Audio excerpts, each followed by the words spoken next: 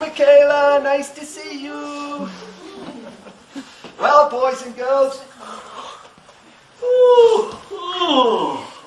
I'm getting so tired. I think I'm going to have a nap. And my friend Paul is going to tell you a story.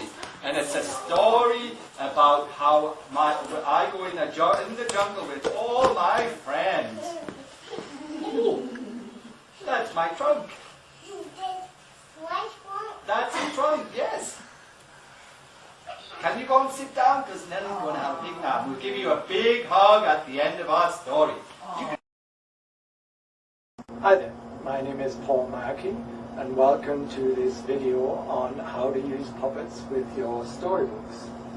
One of the main characters I use is called Nellie the elephant, and this is a knitted puppet that I use, and I use this with the children. I also have some small finger puppets that I use, and these are really good to carry in your pocket if you're kind of out on an activity, and you can always just start telling a story and use Nellie the elephant as a finger puppet. Now, usually what I do with this puppet, I'll actually, to start the story, I'll actually hide Nellie. Usually I'll wear a sweater or something like this, and I usually have Nellie hidden up in my sweater just like this, and then what I'll do is I'll ask the children to wake Nellie up. So I'll say, Nellie, it looks like she's sleeping, boys and girls, maybe we could wake Nellie up. So let's say, Nellie, wake up, and usually the children will say, Nellie, wake up, and then I'll usually go, pretend as if she's sleeping, and then I'll get really loud. I'll say, okay, say it louder so she'll wake up. And then by the time you do this about 3 times, the children are really into starting the story because they're usually shouting at the top of their voices, Nellie, wake up. And then I'll bring out the puppet and I'll say, hi boys and girls, my name's Nellie the elephant. And that's usually how I start the story, and usually the children are really into it by then.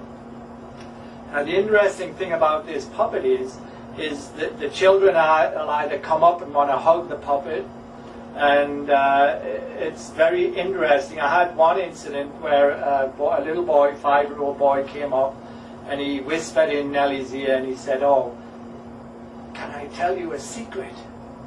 So I said, yes.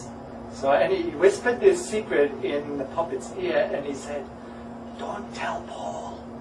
So it's actually quite funny. The children must see this puppet as a real character, because the puppet, they'll actually tell the puppet a secret, but there's no relationship between the fact that I'm doing the speaking, and I'm not even disguising my voice. I'm just using my regular voice and just using the puppet. And the children will relate to this puppet as if it's a real character and it has nothing to do with you. So it's very interesting to use puppets in your story. So basically that's how I start off my story, is just have Nellie sleeping, bring Nellie out, get the children to shout as loud as they can, the top of their voices, and that really gets them into starting the story. And usually after I've read the story, I'll bring Nellie out and I'll say the same thing again to the children. Okay, let's wake Nellie up. They'll shout as loud as they can. I'll bring the puppet out and I'll say, well, thank you for listening to my story and participating in my story, boys and girls. See you next time. And then I'll usually say, okay, boys and girls, you can come and give Nellie a big hug if you like. And some children will come up and they'll pull on the trunk, or they'll pinch and do things like that. It's really very interesting. And usually when that happens, I'll go, ow, that hurt. And just pretend as if it's the elephant that's saying that and doing that. And then I'll just follow up and say, gentle touching. Nellie doesn't like it when you do that. Give Nellie a big hug, and then you redirect them to a hug. And puppets are really good for redirecting children as well. Here I have a monkey puppet. And with this one, we'll do the monkey walk. So if I want to redirect the children, say, to do something, say go to the bathroom, wash their hands, I'll say, okay, boys and girls, let's do our monkey walk to the bathroom, and then I'll do like a a crossover pattern, and will do that, and I'll say, come on, and just lead them along, and it's very simple and easy to do. And they will relate to this puppet as well, the same as they do the big puppet. But I find the big puppet has more effect because they can actually get physically hug onto your hand because they're only small. So that's a quick introduction to puppets and how I use them with my story, and I've found them to be very effective.